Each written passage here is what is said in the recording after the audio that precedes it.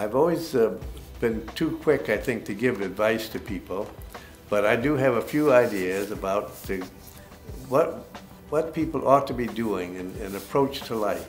The only thing I can say is study. That's what I did. I studied for a year so that I wanted to be the best. No matter what I do, I have to be the best. So I worked at it and worked at it, and I took on one thing at a time. Do something, do anything. Campaign for local office, or go out and collect money for a charity. Do something that makes this place better than it is. It's good now and it needs to be more brought together. I've become very, very aware of what it takes to remain healthy, and my advice would include, to eat a very healthy diet, to remain active. Be aware of your health. I have had health problems. I'm sitting here, the living thing of I took care of them. And you don't ask for problems, but if you find them, meet them head on. The better way, of course, is to prevent the problem from happening in the first place. Because without your health, you're not going anywhere. Don't get too taken up with yourself, like that. And you go to school, try to learn something. I'd like the younger generation to get involved in organizations and businesses wherever they can to get the experience. My philosophy was always, it's a mud puddle there, jump in. If you don't jump in, you won't come out shining. If you jump in, you'll come out shining. What everybody says, follow your dream. People spend so much time on their iPhones and other things, and they don't communicate with each other that much anymore. I would like today's youth to be able to be comfortable and to hold a face-to-face conversation. This is not to paint all teenagers with the same brush, but too often the conversation will be with a handheld device of some sort, and instead of looking at somebody, they'll be looking there and they're looking up. What's more important is being able to connect with other people, and you have a connection here where you can do something different. We've insulated ourselves. We've gone inside video games, television, the internet. It's all wonderful stuff, but nobody knows their neighbors anymore. We're losing the opportunity or the skill, I think, of delayed gratification. Whereas before, if something is desired or needed, we'd figure out a way to do it and we'd go to do it. Information, let's say. Yeah, you go to the library, you go to the encyclopedia or something, or you talk to somebody, but now you push a button and there it is. And so rather than taking the time to think about things, you push a button and there it is. And I think that's a real loss, that kids these days don't have to sit down and think. And everybody is so mad at each other now. And I don't understand that either. I mean, it's possible, folks, to disagree politically once in a while and still be friends. It's not the end of the world, folks.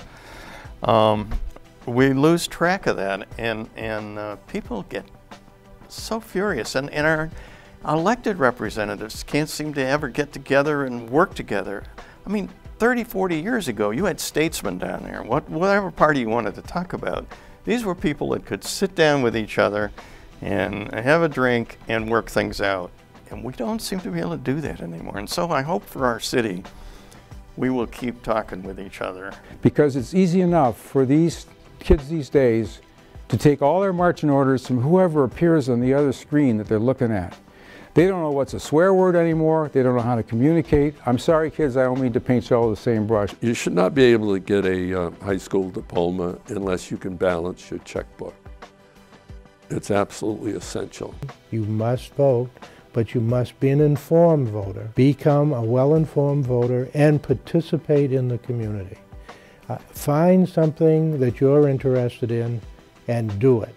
To just have joy in life, I think one really has to not be always just centered on themselves. We all ought to work on looking at the needs of others or somebody that might be helped. we need young leadership to make people aware of all the gems that we have. And I know I'm geared towards theater and to arts more, you know, I'm certainly not going to be geared to the computer science. I'm sure there are many people, but everyone should take what it is they do and make it better. I just think there are so many wonderful opportunities in this city, and I mean that in the broadest sense. I mean, there are opportunities in sports, opportunities in theater, opportunities in politics and in government, opportunities in leadership activities. And I guess my words of wisdom is, as time permits and as you can, take advantage of the opportunities, try to live life to the fullest if you can, and grow by the successes that you have, but also grow by the failures. Because when things don't go well, step back from them and think of another way to go about, you know, handling the situation. So my mother always told me that intelligence is the ability to perceive alternatives in any kind of situation. Well, I'll tell you the piece of advice that I give to every one of my grandchildren, and it's just 2 words: spend wisely. Now, I know very well that you're going to spend. You have to spend to live, you have to spend to provide, you have to spend for all sorts of reasons. But how you spend and how much you spend. You should know how to get a job. You leave high school, nobody tells you how to get a job. Study hard, make the best of it. Hopefully that you'll succeed in whatever endeavors, and you'll come back to New Hampshire and come back to Concord to raise your family. It's a great place to live. Enjoy life. Don't take it too seriously. Find things to laugh at. It's important to be amused. If you can laugh at something, you're in good shape. I also hope, and there is a lot of opportunities for the younger generation and high school thing.